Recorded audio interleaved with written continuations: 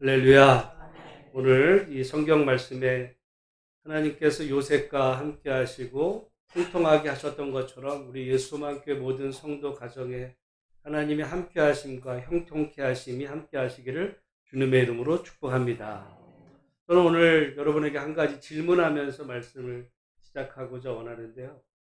하나님은 사람을 시험하실까요? 시험하지 않으실까요?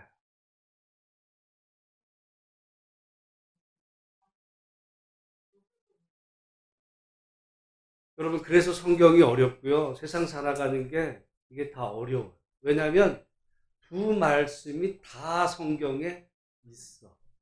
창세기 22장에 보면 하나님께서 아브라함을 어떻게 하세요? 시험하죠. 그래서 독자 이삭을 모리아 땅 산에서 번제로 바치라. 성경에 분명히 하나님께서 아브라함을 어떻게 하셨다 그래요? 하나님 사람을 시험하세요, 안 하세요?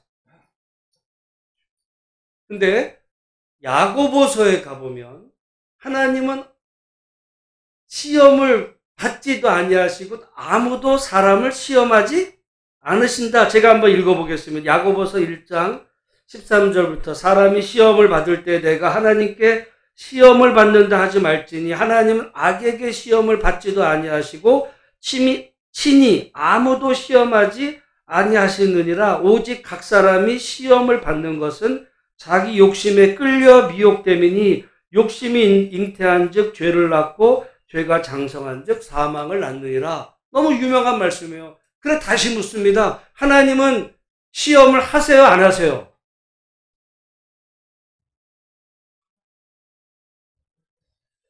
여러분, 이게 어려운데, 그래서 여러분 우리가 그래서 하나만 아는 사람이 제일 무서운 거예요. 하나님 성경에서도 예를 들어 야고보서를 읽고 하나님은 시험을 안 하신대.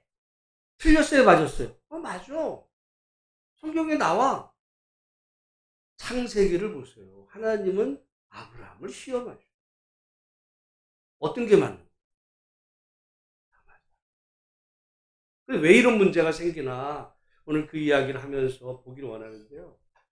여러분, 우리말에는 이게 시험이라 그러니까 이게 완전히 다른 것 같아요. 영어로 보면 딱 달라져. 영어로 보면 딱 달라져. 창세기 22장에 하나님이 아브라함을 시험하셨다의 시험은 그건 테스트야. 테스트가 뭐야? 예를 들어 학생이 시험 보는 거, 테스트하는 거. 왜 테스트를 해요? 성적이 어떤지. 실력이 지금 올라갔는지 아니면 실력이 바닥인지를 점검하는 거예요. 점검. 그건 테스트야.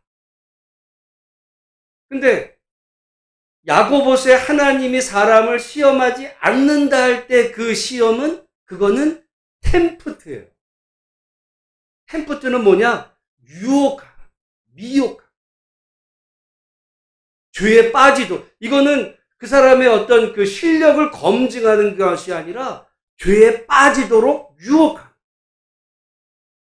성경은요, 좀 깊이 봐야 돼.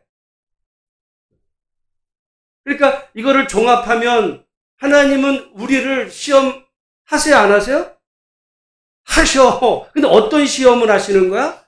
우리의 실력이 지금 어느 정도인지 시험을 보시는 거예요. 요즘 초등학교 같은 경우는 잘 시험을 안 보죠. 여러 가지 시험의 단점도 있어요. 너무 어려서부터 아이들이 막 시험에 이렇게 하다 보니까 이제 문제가 되는데, 그러나 어느 정도의 시험은 자기 실력을 점검하는 어떤 그런 걸 알 수 있는 방법으로는 시험이란 제도가 필요하기도 해요. 여러분, 우리 일반적인 교회는 시험을 봐요, 안 봐요? 집사 뭐 할 때 시험 봅니까, 안 봅니까? 안 봐. 여러분, 신천지는 시험을 볼까, 안 볼까요? 봐. 그러니까 우리는 여러분 그냥 교회 생활을 10년, 20년 되니까 다 아는 것 같아. 근데 한번 시험 보면은, 기본적인 시험 보면 내 수준을 알 수도 있는 거라 시험의 장점도 있는데 거기에 또 시험 보면 이게 또 문제가 있어서 안 보긴 하는데요. 근데 그런 시험, 하나님이 우리의 믿음을 점검하는 의미의 어떤 테스트는 하신다. 물론 학생들에게는 그런 시험이지만 운동선수에는 그에 맞는 어떤 테스트를 한다 이거죠. 그건 좋은 거예요, 나쁜 거예요? 좋은 거야. 좋은 거야. 그래 자기 수준을 알고 자기 현재 상황을 알아서 더 노력하게 되죠. 어떻게 보면 한국 교회도 마찬가지일 수 있어요. 어떻게 보면 시험이 없어. 교회 다니면 무슨 시험이야. 근데 그러다 보니까 다 아는 줄 알아. 그게 문제이긴 하거든요. 그렇다고 신천지처럼 시험 봐가지고 진급을 해, 거기는 또. 문제가 있어. 믿음이 무슨 시험 성적 따라가는 건 아닙니다. 근데 그런 시험과 다르게 유혹이라는, 미혹이라는, 어떤 죄에 빠지게 하는, 올무에 걸리게 하는 그런 시험은 하나님이 하신다, 안 하신다? 그건 안 하신다. 그게 야고보예요. 그러니까 우리가 하나님이 사람을 시험하신다라고 할 때 어떤 시험인지를 잘 분간을 해야 돼. 문제는 우리 한글말에서는 잘 구분이 안 돼. 영어로는 딱 구분이 돼. 그러면 원어 성경에 가면, 원어로 보면 원어는 구분이 될까 안 될까? 원어는, 성경의 본래 언어는 한국어처럼 구분이 안 될까? 영어처럼 구분이 될까요? 네? 구분이 안 돼. 페이라조라고 하는 똑같은 한 단어. 난 이게 큰 의미가 있다고. 여러분, 우리가 이게 나의 실력을 점검하는 시험인지, 나를 죄에 빠뜨리게 하는 시험인지, 우리가 살아가다 보면 그게 구분이 돼야 안 돼요. 아브라함이 그것을 이겨냈으니까 하나님의 테스트야. 이겨냈으니까 테스트인 줄로 알았지, 이게 우리에게 어떤 상황이든, 그게 아브라함이든 야고보의 말씀이든 우리에게 살아가면서 다가오는 모든 어떤 사건들이요, 때로는 하나님의 테스트가 될 수도 있고 우리를 죄에 걸리게 하는, 유혹하는 이 죄의 원인이 될 수도 있어요. 이게 뭔지를 우리는 알 수 있어요, 없어요? 없어. 그걸 이겨내느냐에 따라서 이게 하나님의 테스트. 여러분, 오늘 지금 요셉이 시험을 당하는 거예요. 요셉이 시험을 당하는 거예요. 특별히 여러분, 요셉이 지금 아마 17살 때 끌려갔으니까 지금 보디발의 집에서 어느 정도 이제 인정을 받을 때 20대 한참 피 끓는 청년이야. 그 피 끓는 청년이 성적인 이런 문제가 지금 다가왔을 때 이거 테스트예요? 유혹이에요? 몰라. 근데 지금 이걸 이겨냈어요. 이겨내고 보니까 요셉에게 왔던 이 시험은 하나님의 테스트였던 거야. 그래서 요셉이 이 테스트를 통과함으로 요셉의 믿음이 한 단계 업그레이드 됐어요. 근데 만약에 요셉이 여기 이 시험에 넘어졌으면 이건 미혹이었어. 여러분, 이게 의미하는 바가 많습니다. 우리가 살아가면서 어떤 게 하나님의 시험이고 어떤 게 죄의 유혹인지 우리는 알 수 있어요, 없어요? 없어, 잘. 다만 이거를 내가 어떻게 믿음 안에서 이겨내느냐에 따라서 그것이 하나님이 나를 테스트한, 그래서 내 믿음이 성장하는 계기가 될 수 있고, 거기에 걸려 넘어지면 그러면 죄에 빠지는. 중요한 건 뭐예요? 이게 테스트인지 이게 템프트인지 이게 죄의 유혹인지 이게 하나님의 시련인지 우리는 모르는. 여러분, 가령 욥에게 왔던 그 시험들, 욥도 마찬가지예요. 하나님이 욥에게, 야 욥아, 내가 이거 너의 믿음을 점검하는 시련이야, 시험이야. 그러니까 잘 이겨내. 그랬을까요? 아니야. 그럼 우리에게 다가오는 모든 거는요, 뭔지 몰라. 다만 이겨냈을 때 하나님의 테스트가 돼서 테스트에 통과하는 거예요. 근데 우리가 지게 되면 테스트에 떨어진 건 결국 미혹된 거예요. 그게 지금 요셉의 경우에는 성적인 문제였어요. 어떤 사람에게 돈일 수도 있어요. 어떤 사람에게 욕망일 수도 있어요. 사람마다 처지 상황이 다 달라. 우리가 그 상황들, 우리 인생에 각자의 삶의 처지에서 우리에게 다가오는 그 어떤 그 시험, 그 시험을 여러분이 믿음으로 잘 이겨내서 여러분에게 찾아왔던 그 시련이 여러분의 믿음을 한 단계 업그레이드 될 수 있는 그런 복된 그런 은혜가 있으시기를 주님의 이름으로 축복합니다. 오늘 그런 의미에서 요셉에게 지금 어떻게 보면 시험이 찾아온 거예요. 근데 요셉이 그 시험을 다 잘 통과해요. 어쩌면 이 본문의 말씀은 교회 다니는 사람은 다 알아. 내용 결과 다 알아. 교회 안 다니는 사람도 알아, 이거. 그런 의미에서 이 말씀의 의미를 한번 잠시 살펴보기 원하는데, 우리 7절 말씀 같이 한번 읽어보겠습니다. 시작. 그 후에 그의 주인의 아내가 요셉에게 눈짓하다가 동침하기를 청하니. 우리가 무심코 지나가겠지만 7절은 무슨 말로 시작하냐면 그 후에. 어떤 후에예요? 그 앞에 나와. 요셉이 지금 애굽의 이 보디발의 집에 끌려왔는데 주인에게 인정을 받아서 주인이 6절에 보면 그의 소유를 다 요셉의 손에 위탁하고 자기가 먹는 음식 외에는 간섭하지 않는, 어떤 의미에서 보면 그 가정 안에서 보디발은 주인이지만 그 다음 서열은 누굴까요?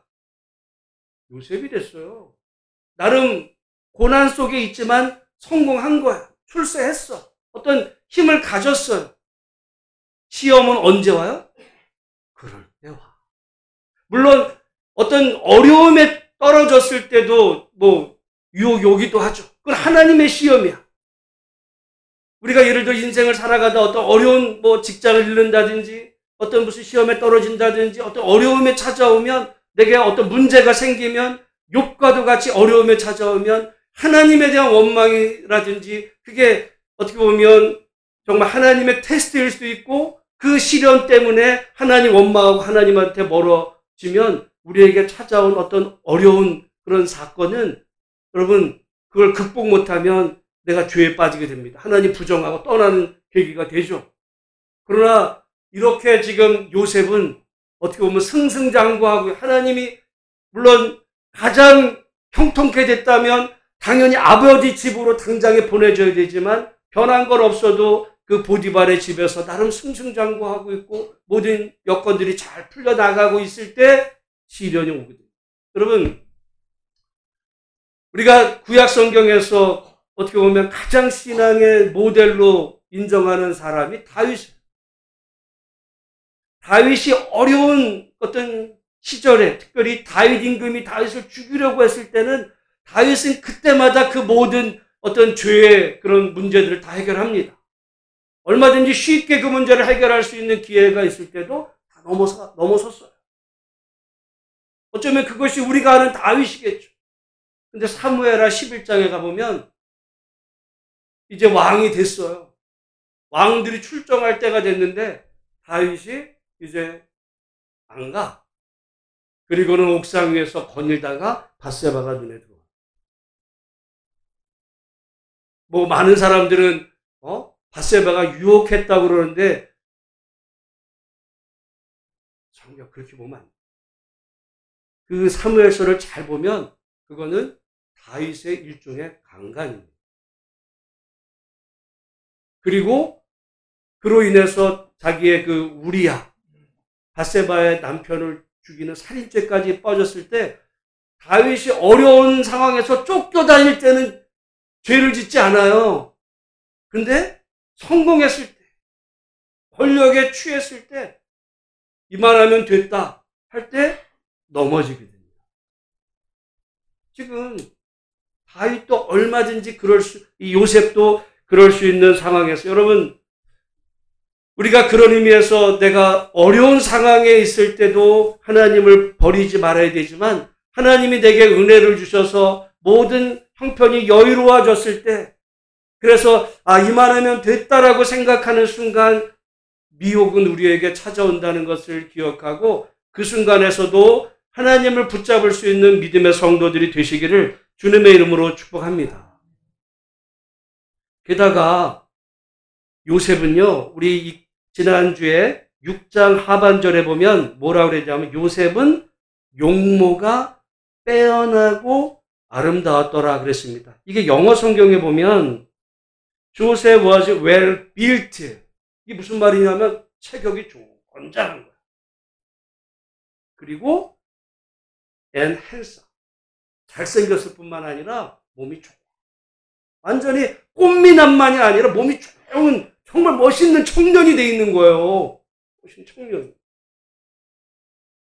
그랬는데다가 지금 보디발 외에는 그 가정에 2인자. 어떻게 실권. 왜냐면 모든 걸. 그러니까 이 보디발의 아내가 유혹하게 되는 이런 계기가 됐다. 여러분 어떻게 보면 요셉이 지금 나름 출세하고 또 잘생기고 이런 멋있는 어떤 이런 정말 청년의 이거 장점이죠. 우리 모두는 다 그러기를 바라고 있을지도 몰라.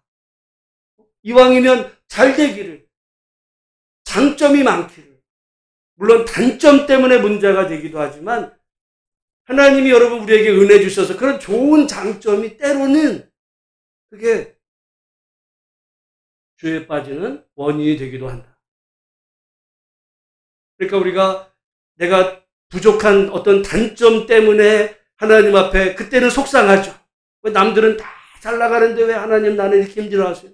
남들은 다 잘생기고 다 그냥 멋있게 일했는데 왜 나는 이래요? 이런 어떤 원망이 있을지 모르지만 여러분 잘생기면요 죄의 유혹은 더 많이 오는 거야.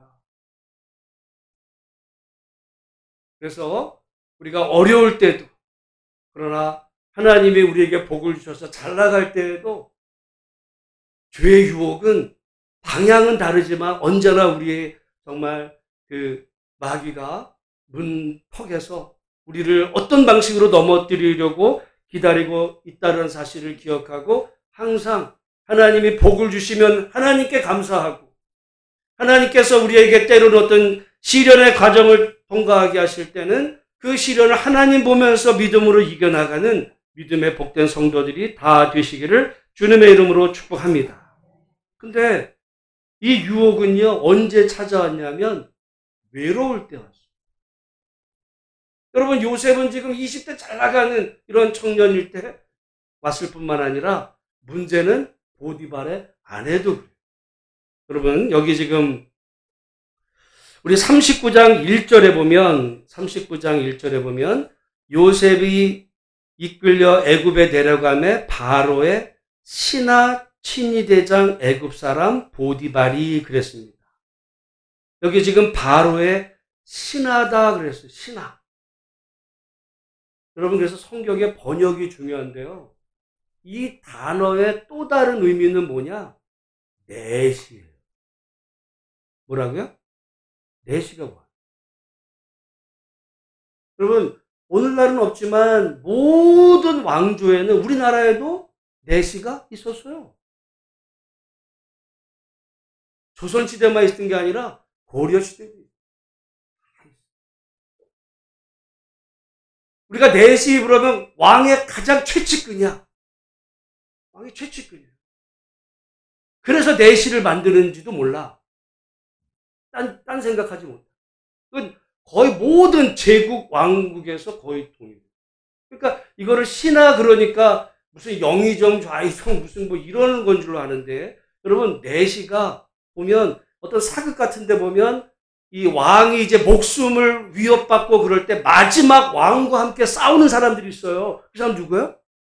내시야. 내시가요 칼로 싸워. 무슨 그냥 목소리 여자가 이러는 사람들이 아니고 마지막에는 칼 들고 왕을 위해서 싸우는 사람들이 그냥 경호대장. 보디발이 딱 그 사람이에요. 그러면 왜 보디발의 아내가 이랬는지가 좀 이해가. 게다가 여러분 오늘날도 그렇지만 여러분 오늘날 경호원들이 얼마나 우리나라 경호원들도 정말 경호원 되려면요 특수부대 출신이고 뭐 무력과 근데 경호원들은 자기 사생활이 없어. 자기 목숨도 자기 목숨이 아니야. 자기가 지키는 그 대상을 위해서 자기 목숨을 걸어야 되는 사람이에요. 그래서 여러분 보면은 가령 이렇게 누가 경호 딱 차량이 지나가면 사람들 총이 어디서 날라올까를 딱 해가지고 자기 시간과 목숨을 그 지키는 주인을 향해서 그 보디발은 어떻게 보면 그 집의 주인이지만 자리에 있을 수가 없었던 거예요. 그러니까 보디발의 아내가 어떻게 했어? 늘 외로워. 죄의 유혹이. 근데 그 집안에 젊은 잘생긴 몸 좋은 이런 2인자가 왔네. 자기 남편은 넷인데 문제가 시작이 되는 거죠. 여러분, 오늘 우리가 이게 성경에서 보면 이 여자가 누군지 안 나오지만 이슬람 사람들도 우리가 갖고 있는 구약과 비슷한 코란을 갖고 있는 거 아시죠? 바로 코란이 구약과 비슷한 게 있어요. 거기에 이 여자 이름이 나와. 우리는 이 여자가 줄라이카잖아요. 보디발의 아내야. 아랍의 성경 쿠란에는 이 여자 이름이 줄라이카입니다. 줄라이카. 그래서 어떤 의미에서 보면 아랍 사람들에게서는 이 줄라이카와 요셉의 어떤 사랑 이야기로 이걸 다뤄요. 우리가 가진 성경하고 똑같은 원천에서 다르게 가는데, 이 줄라이카가 그러니까 여기 보면 7절에 보니까 뭐라 그래요? 그 후에 그의 주인의 아내 줄라이카가 요셉에게 눈짓하다. 여러분, 세계 역사에서 눈화장이 제일 먼저 시작된 게 어느 때였을 것 같으세요? 이집트. 여기.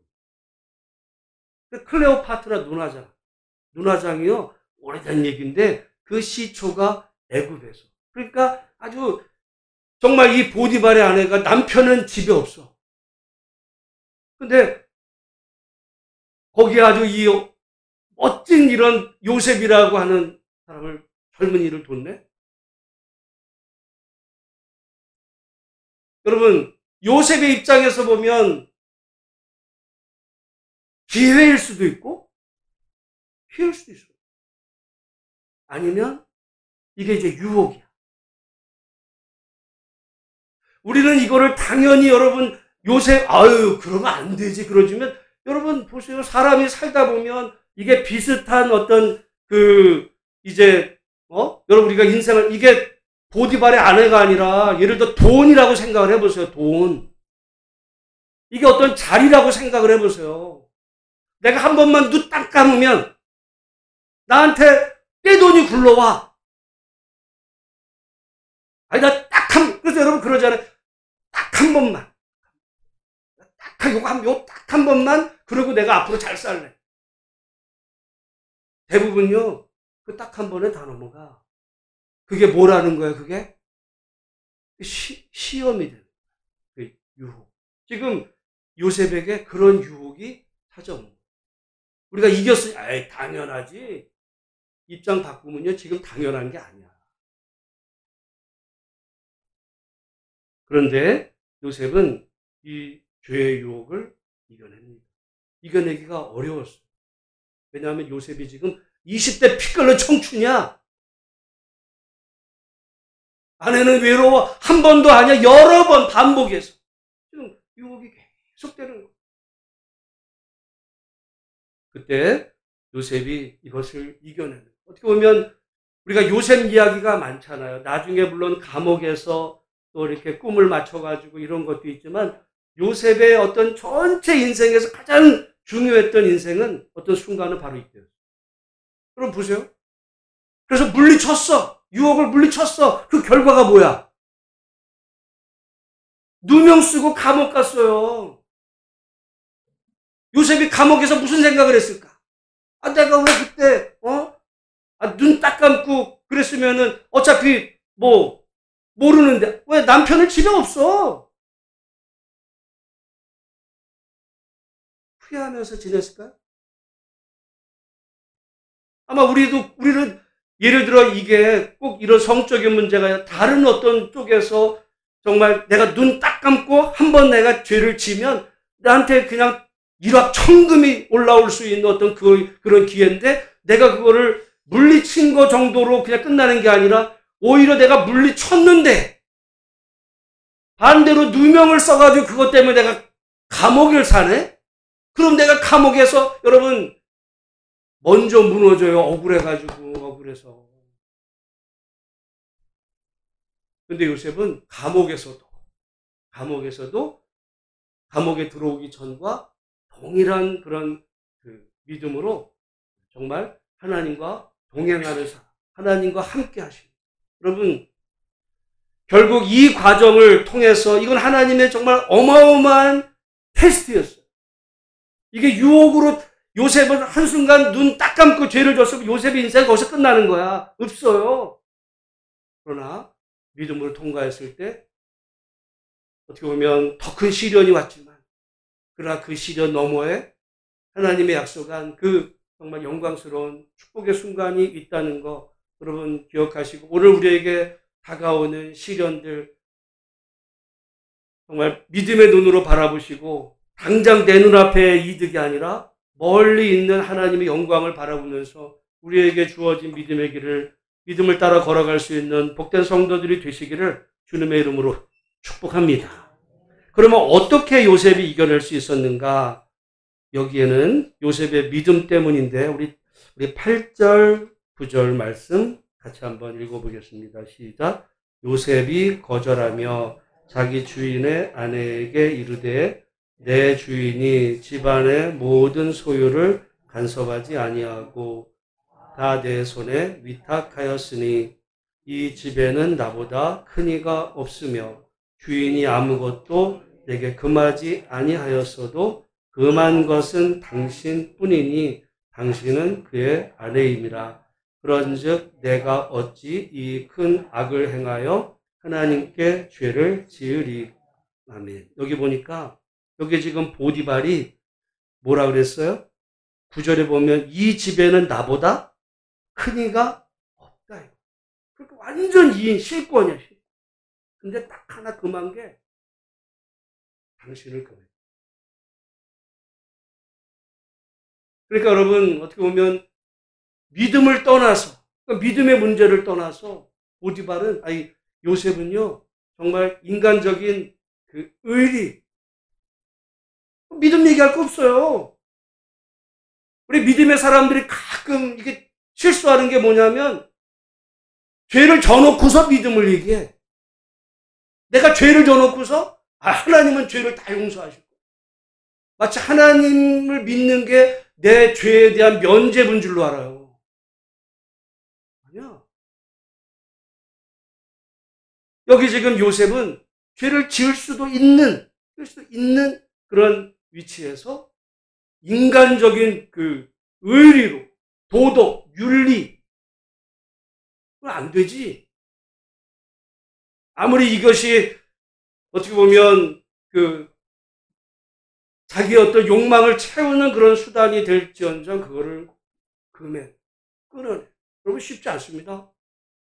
의리라는 거. 저는 우리가 하나님에 대한 그 믿음 그거를 의라고 그러잖아. 의라는 말은요 옳다는 거야. 우리는 근데 이거를 그냥 너무 어떤 천국과 믿음으로 의로, 나중에 죽으면 천국 가는 거지. 그거로만 생각하는 의로운 거는요, 옳다는 거예요.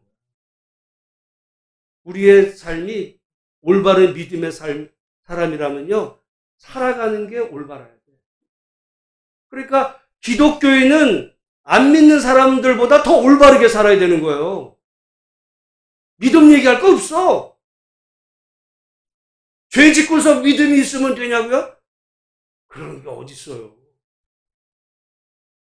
믿는 사람은 안 믿는 사람보다 더 정직하고, 더 윤리적으로, 더 바르게, 더 깨끗하게, 선과 악을 분별하면서 살아요. 저는 한국교회를 볼 때 안타까운 게 믿음이면 다 되는데 그런 게 어딨어요. 그 믿음이 의로운 믿음.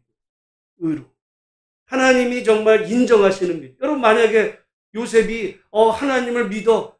그러니까 내가 보디발의 아내 이건 유혹은 어쩔 수가 없어. 죄를 졌고서 하나님이 나를 인정하실 거야. 그럼 미친 거죠. 그게 믿음의 무슨 믿음이에요. 요셉은 인간적인 하나님을 믿었기에 윤리로 아무리 그런 일 때문에 잠깐 내가 그냥 눈 찔끔 감으면 내가 수많은 어떤 이득이, 이권이 따라온다 할지라도 옳은 길을 거기에 손해가 될지라도. 근데 그것이 당장은 손해가 될지 모르지만 훗날 그래서 하나님이 요셉을 축복하실 수밖에 없었던 거예요. 복받을 짓을 해야지 무슨 복을 받지. 예수만 믿고 엉뚱하게 살면 무슨 복을 받는다. 그건 미신인 거예요. 그건 신앙도 그건 미신이야. 미신. 윤리가, 여러분, 왜 미신하고 정통 기독교랑 뭐가 다른지 아세요? 미신도 기도 많이 해. 근데 미신에는요, 윤리가 없어. 윤리가 없어. 정통 기독교인들은 만약에 우리 기독교인들이 윤리적이지 않으면, 교회를 다니는데 왜 윤리를 얘기해? 교회를 다니면 믿음을 얘기해야지. 그럼 미신이 되라는 얘기랑 다를 게 없어요. 신앙인은 윤리적이에요. 하나님을 믿기 때문에. 하나님 믿을 뿐만 아니라 하나님을 닮아. 요셉이 그거예요. 내가 당신 외에는 내 이 집안의 모든 걸 주인이 나한테 허락하셨네. 내가 그럴 수 없어. 여러분, 우리나라도 공직자들이 만약에 이런 자세로 공직을 맡으면 나라가 잘 되는 거예요. 근데 이런 기회가 누가 와가지고 뇌물 줘. 그때 딱 받아. 그리고서 교회 가가지고 하나님 감사합니다 이래요. 신앙. 여러분, 요셉은요 이 모든 유혹에 아주 윤리적이에요. 그래서 우리 기독교인들은 믿지 않는 사람보다 더 정직하고 더 깨끗하고 믿음의 바른 길을 걸어갈 수 있는 정말 정신이 제대로 박힌 그리스도인들이 되시기를 주님의 이름으로 축복합니다. 근데 그렇게 되게 됐던 원인이 있어요. 이유가 여기 지금 9절 하반절에 보면 그런즉 내가 어찌 이 큰 악을 행하여 하나님께 죄를 지으리까. 이 문제가 하나님 앞에 죄 짓는 거라고 여러분 이제 보는 사람 있어요 없어요? 없어. 그래서 이게 우리 개신교에서 가장 중요한 모토 중에 하나가 코람. 그럼 따라하겠어요. 코람데오. 코람이라는 말은 앞에서고요. 데오라는 말은 이게 이제 데우스라고 하는 그 라틴어의 이제 그 탈격인데 그 하나님 앞에서. 코람, 하나님. 요셉은요, 하나님. 지금 이 땅이 자기 아버지 고향 땅이 아니야. 완전히 타양 이방 땅, 저기 그 멀리에서 하나님 보이지 않아. 그래서 여러분 그 얘기가 있어. 그 아랍의 이런 전설에 아까 그 줄라이카라 그랬잖아요. 그런 전설에 보면 그러니까 요셉이 내가 어찌 하나님 앞에서 죄를 지을까 그래. 그래? 그러면은 그 요셉의 그 아내가 저기 보디발의 아내가 천을 가지고 와가지고 자기들이 섬기는 우상을 덮어요. 왜? 왜 덮어? 안 보이잖아. 안 보이잖아. 여기 신들이 아무도 보는 실 없어. 근데 요셉은 보이는 신이 아니라 지금 안 보이시죠. 나와 함께 하시는 그 하나님 앞에서 내가 어찌 이 악을 행하여 큰 죄를 지을까. 그 하나님에 대한 코람데오의 마음. 여러분 그래서 우리가 중요한 게 우리의 신앙은 물론 교회에서 예배 때 물론 중요할 수 있어요. 더 중요한 게 있어요. 여러분 집에서 회사에서 혼자 있을 때 차 타고 갈 때 유튜브 볼 때 그때 하나님은 과연 나와 어디에 계시는가? 코람데. 요셉은 그 코람데오의 정신으로 내가 지금 아무도 보는 이가 없고 그 줄라이카가 이 보디발 아내가 눈 가려줄게. 근데 요셉은 보이지 않지만 우리 눈에 보이지 않지만 그러나 모든 것을 불것 같은 눈으로 보고 계신 하나님 앞에서 내가 어찌 죄를 지을까. 그래서 전에 잠깐 그 말씀 드린 적이 있지만 아무도 보는 이 없을 때 당신은 누구입니까? 아무도 보는 이가 없어. 나 홀로 있어. 지금 요셉도 외로운 거예요. 요셉도 외로워. 근데 아무도 보는 이 없어. 그때 당신은 누구냐? 이 질문이 지금 요셉은 그때도 자기의 믿음을 지키며 시련을 넘어. 근데 그게 당장 상급이 왔으면 좋았는데 누명을 써가지고 감옥에를 가네. 그래. 실망하지 않고 자기 믿음 지킨 것에 대해서 끝까지. 여러분, 말이 13년이지. 여러분, 우리는 한 달도 못 기다려요, 대부분. 제가 전에 말씀드렸죠. 어떤 사람이 감옥에를 가면 3년이 되기 전까지는 자기가 세상에서 있었던 일, 뭐 옛날에 해외여행 같은 거 그런 꿈 꿔요. 아니면 내가 나가면 어디 뭐 미국을 여행 가야지, 유럽 여행 그런 꿈 꿔. 3년이 지나면 그런 꿈은 없어져요. 그냥 감옥 안에서의 꿈만 꾸는 거야. 그래서 우리나라 군대 갔다 온 남자들의 이 만나면 왜 군대 얘기를 하냐? 일종의 그거 병이에요, 트라우마. 그 고통의 시간들이 이게 그 이야기를 할 때 푸는 거야. 요셉은요, 17년. 정말 고독한 그런 시간들, 하나님을 바라보면서 믿음으로 이겼는데, 그 결정적으로는 두 가지. 하나는 정말 의리, 바른 윤리가. 주인이 나한테 이걸 맡겼는데, 내가 그 주인의 명예를 생각해서도 내가 함부로 할 수 없다. 여러분, 이런 사람들이 나라에 많이 있어가지고 나라의 어떤 재정을 이런 식으로 나라의 재정이 자기 돈이 아니잖아. 이 나라의 돈이 국민의 세금이고 이거를 바르게 해야지.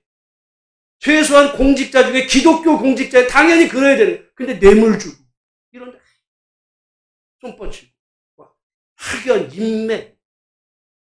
기독교는 아닌 거야.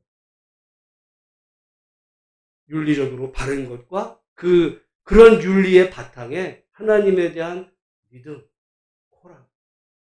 이런 마음이 있으면 무슨 어디에 더러운 손을 대겠어요?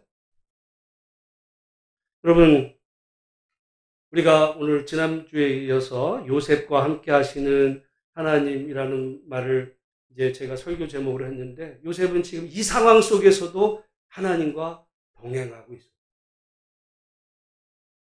하나님과 동행한다는 말이 그냥 장난에 그냥 지나가는 말이 아니라 이런 상황 속에 내가 죄의 유혹 속에서도 불꽃 같은 눈으로 나를 바라보고 계시는 그 하나님과 함께 내가 비록 억울한 누명을 쓸지라도, 그래서 그로 인해서 감옥에 떨어져도 하나님과 동행함으로 끝까지 그 믿음의 길을 걸어갑니다. 그게 요셉이었대요. 그래서 요셉이 어떻게 보면 우리 신앙의 모델로 믿어요. 모쪼록 정말 죄와 유혹의 그 많은 이런 상황, 우리 각자마다 그 시험의 내용과 방식은 다 다르게 우리에게 올 수 있어요. 어떤 사람에게는 성으로 올 수 있어요. 어떤 사람은 돈으로 올 수 있어요. 어떤 사람은 뭐 또 어떤 권력으로 향해서 뭐 여러 가지 올 수 있어요. 그때마다 내가 걷는 이 길이 맞는 길이야? 스스로에게 되묻 하나님 앞에서 올바른 길을, 믿음의 길을 걸어가는 복된 성도들 우리 모두가 다 되시기를 주의 이름으로 축복합니다. 하나님 아버지 은혜를 감사합니다. 오늘